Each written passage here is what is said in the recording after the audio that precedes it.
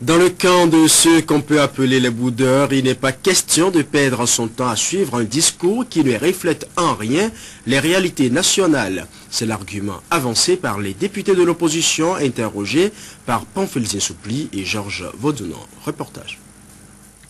Nous avons choisi de ne pas être à l'hémicycle parce que nous ne voulons pas nous associer à une violation permanente des textes de la République. Nous ne voulons pas nous associer à un chef de l'État qui ne gère pas le pays en bon père de famille.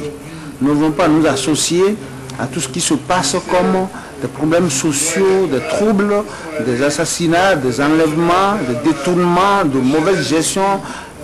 Nous ne voulons pas nous associer à cela. C'est pourquoi nous avons dit que nous ne voulons pas du tout assister à un discours de ce genre. Moi, je ne vais pas perdre mon temps pour écouter son faux discours. Parce que je me demande si c'est vraiment des Béninois qui ont préparé ce discours. Des gens qui connaissent les réalités du pays qui ont préparé ce discours-là. On dirait que le discours vient de quelque part. Ce n'est pas les gens qui sont avec lui, qui vivent les réalités du pays qui ont préparé ce discours. Parce que le président Yahya Boni, il n'a jamais tenu parole. Il fait un faux discours à la nation et je demande aux gens de ne pas l'écouter parce que c'est du faux et du faux et du faux. Mais compte tenu du fait que le pouvoir est imperméable à la discussion, on dit que c'était inutile d'aller écouter. Vous avez vu un peu le débat sur la LEPI. On a dit que c'était nécessaire de s'arrêter pour faire le débat, pour faire une LEPI consensuelle où tout le monde se retrouve, où tout le monde a fait les contrôles. Malheureusement, le président de la République a décidé de faire avancer le dossier seul. Bon, alors quand c'est comme ça, il est inutile d'utiliser des députés comme des objets ou comme des bijoux.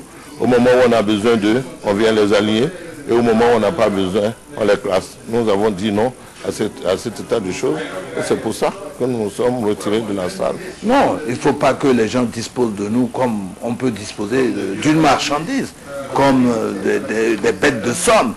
Non, le discours, d'ailleurs vous avez écouté, moi ce n'est pas un discours à la nation, c'est pratiquement un discours programme. Il est en fin de mandat, et puis bon, mais il nous parle des choses qui vont se passer dans 3 ans, dans 4 ans, dans 5 ans. Mais écoute, on lui demande de nous dire ce qu'il a fait de bon. Ça, on n'a pas vu. Il y a plein de choses. Les projets qui sont comme devenus des éléphants blancs. Ils n'en parlent pas. Mais ce qui est important, c'est que ce discours qui doit faire état de la nation, qui doit dire l'état de la nation, a été un discours, a été une avalanche de, comment dirais-je, de promesses. Ce discours a été conjugué au futur. On demande l'état de la nation aujourd'hui et on nous parle du futur. Vous avez pu l'observer. C'est évidemment pour cela que le chef de l'État, conscient de l'échec de son gouvernement, de l'échec de son action, n'a pas pu dire aux Béninois qu'en 2010, ce qu'il leur a promis comme réalisation, ce qu'il leur a promis comme investissement public, il ne peut l'exécuter qu'au tiers, à 34%. Ce qui signifie que quoi? Qu'il a trompé les Béninois sur l'ensemble des promesses qu'il a faites. Moi, je ne suis pas parti parce que très souvent, le discours du président Yahya Boni est en déphasage avec ses actions. Son discours est un paquet très souvent d'hypocrisie et de mensonges. Il a dit dans son discours que lui veut la transparence, qu'il veut ceci, la LEPI. Celui qui veut la LEPI, c'est lui qui demande à ce qu'on n'affiche pas les résultats des élections au bureau de vote. Il veut tricher pour gagner.